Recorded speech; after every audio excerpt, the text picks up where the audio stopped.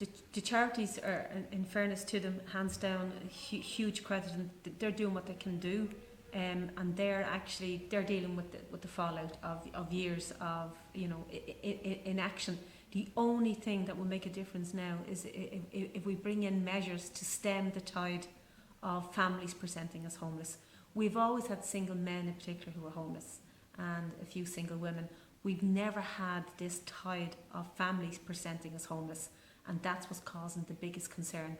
In order to stop that, we have to keep people in their homes. We have to stop people losing their homes. And the frustrating thing and the annoying thing in this for me is that in a lot of cases, the banks that we bailed out are actually making these people homeless. We're evicting people who cannot continue to pay their mortgage. But not only that, banks are repossessing homes of buy-to-let landlords.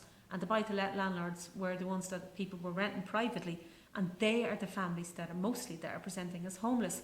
So we need to bring in measures of rent certainty.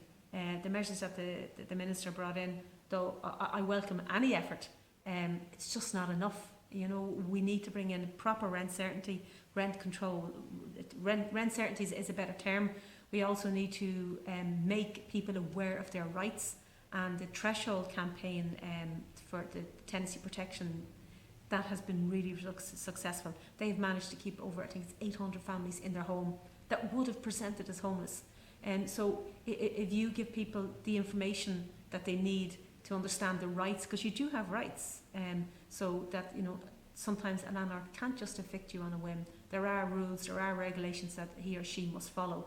So to make people aware, that's an awareness campaign. Also, another issue is to the rent cap. People, if we had rent certainty, well then I would very much support the increase in the rent allowance. But if we increase the rent allowance without rent certainty, we're just creating a vicious circle. And my biggest concern at the moment is that private renting is the gateway to homelessness. And until we bring in just two key things in here: supply. So until we see cranes in the sky building homes for people to exit out of homelessness, we will continue to see the increase in numbers. We have spent €80 million in Dublin City this year on emergency accommodation. Now, could you imagine how many homes we could have built with that? We will always have homeless people. It's something that it's going to happen. Some people don't want to live in houses, don't want to live in flats, don't want to live in apartments, and we need to have services there for those people. At this time of the year, I think you're right, it's more poignant because people do feel guilty. We're running around doing our Christmas shopping, wondering, will we get a big turkey, a small turkey?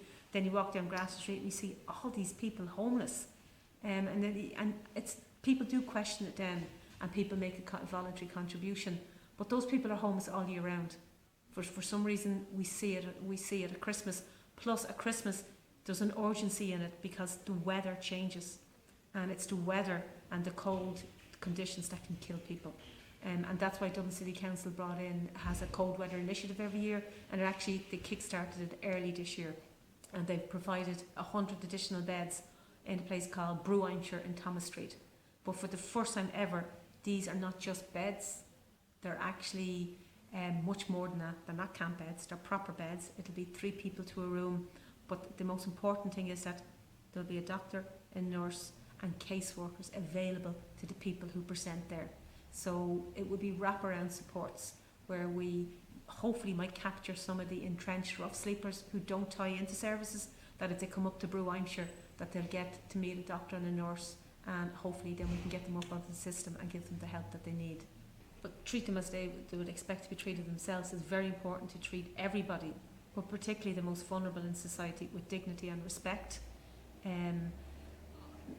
When I'm making donations to homeless charities, I particularly like donating to Brother Kevin and the Campbell Centre, because they feed so many, and I know him personally, so it's good. And at this time of the year, it's very important to help those that are working with the homeless, such as Focus Ireland, Simon, Brother Kevin, Peter McFerry, Inner City Helping Homeless, the Ballyfermot Helping Homeless. There's so many groups out there.